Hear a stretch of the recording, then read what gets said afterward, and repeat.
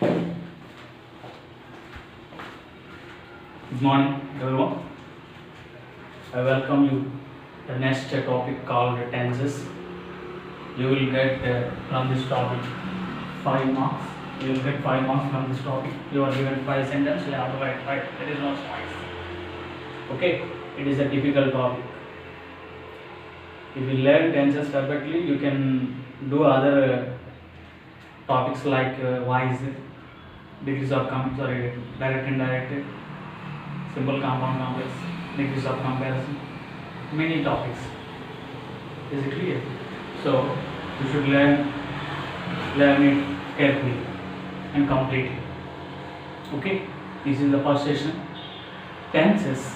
The word tense derived from a Latin word tempus. The word tense derived from what is that? Is derived from the word Latin word tempus. Here tempus means time. Tempus means time. Is it clear? Tempus means time. It indicates what indicates tense indicates certain point of time. Certain point of time when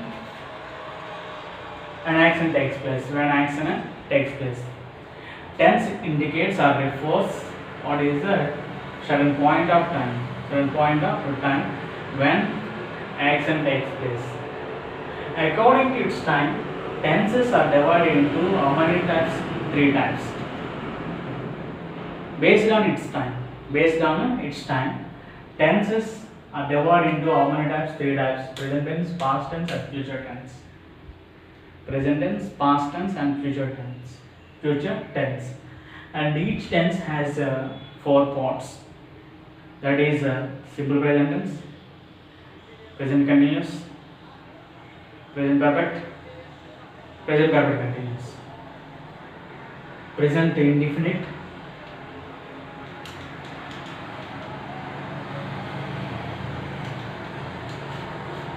continuous, perfect continuous,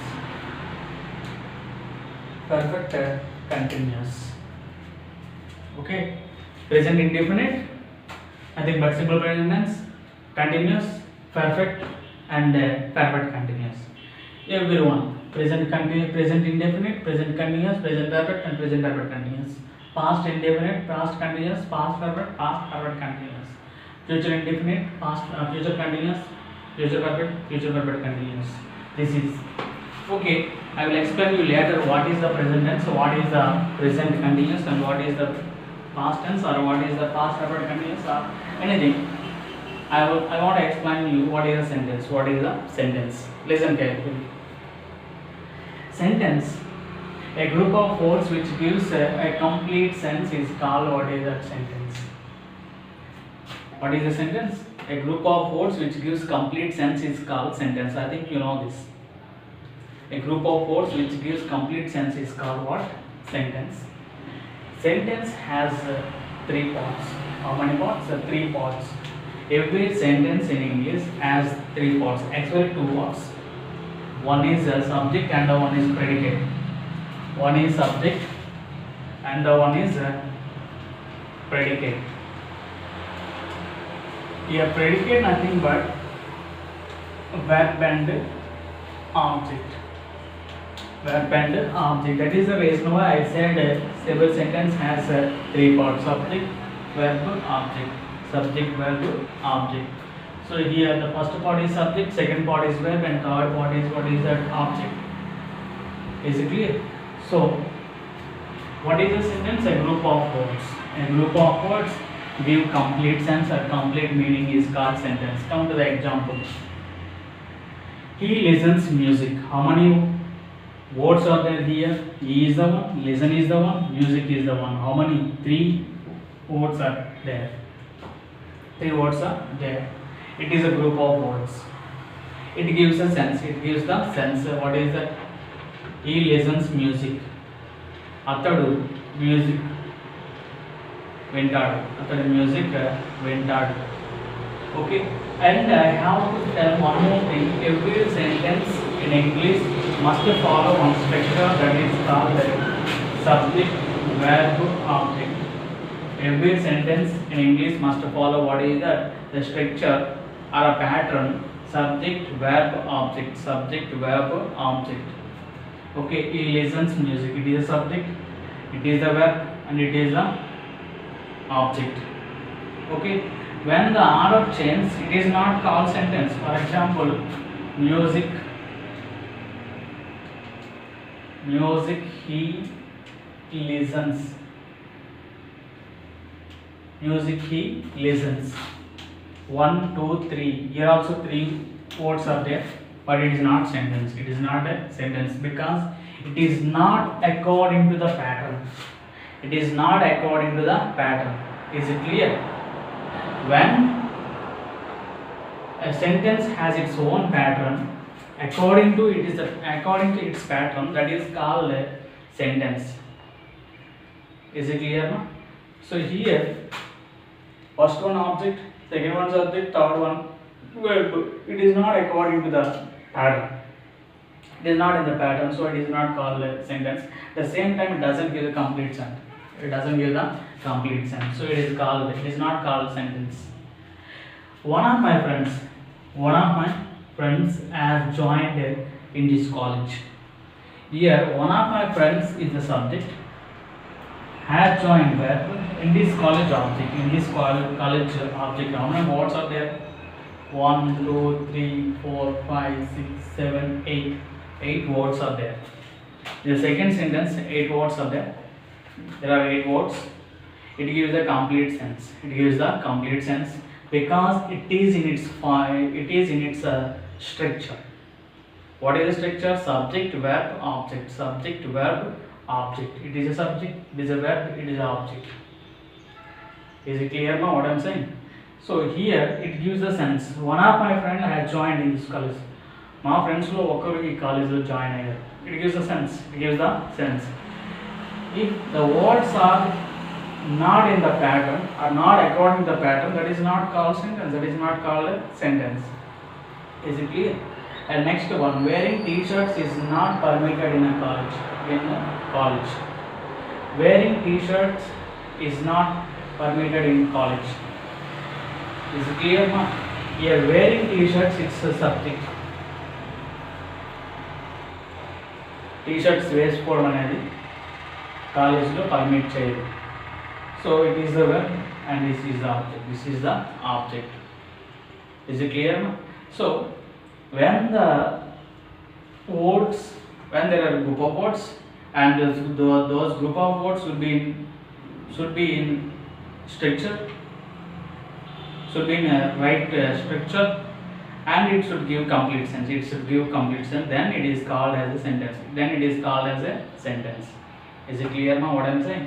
So here, but in Telugu,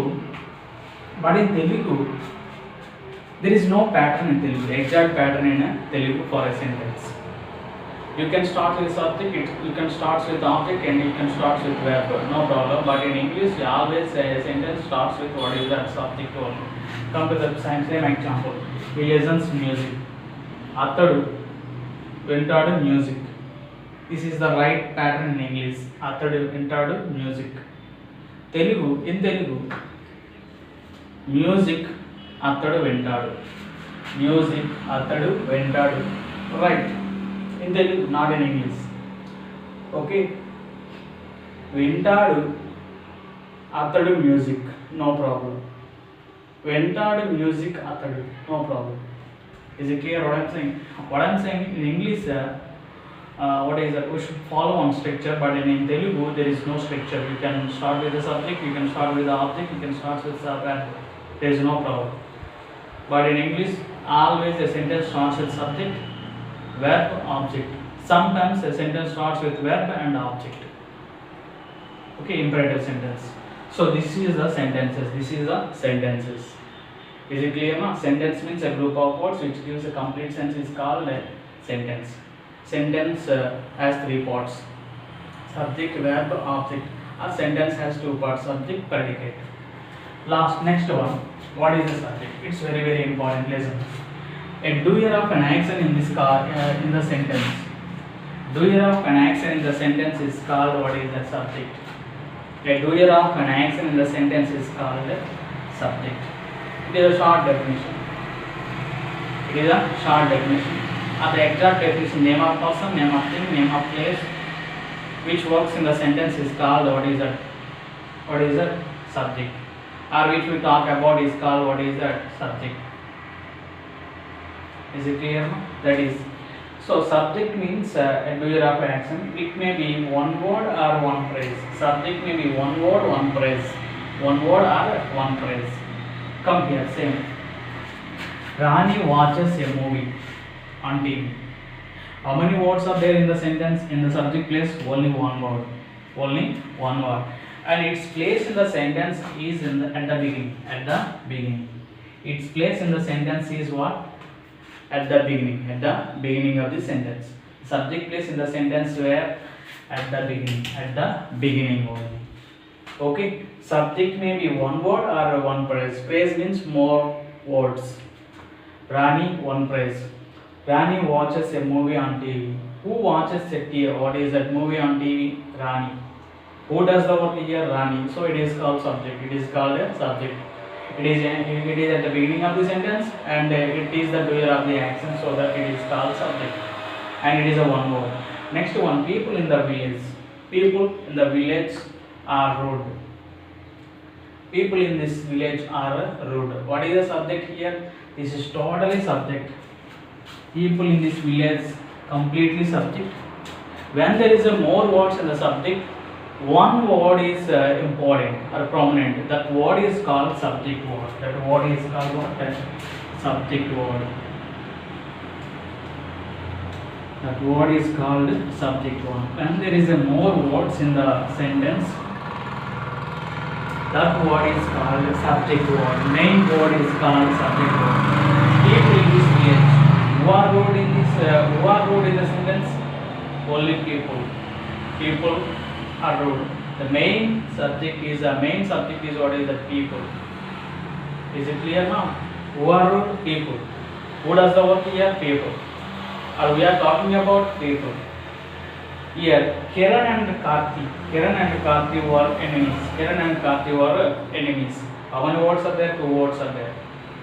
3 words, not Kiran and Karthi. 3 words are there. It is in place of the subject and it is at the beginning, so it is called what is the subject. Who are enemies? Kiran and Karthi. Kiran and Karthi. So subject means what? It's very important. Listen carefully. Subject means a doer of an action. Its place in the sentence beginning.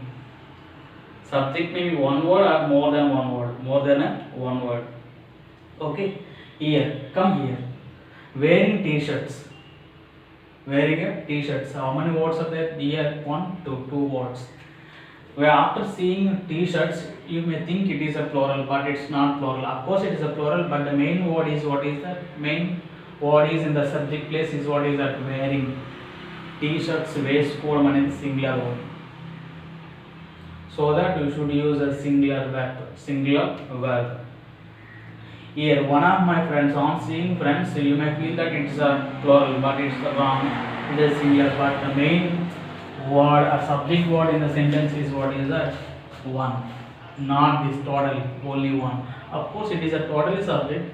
It is a total subject, but one main word in the subject is only one. What is that? One word. That word is called subject word. Here is that one is a subject word.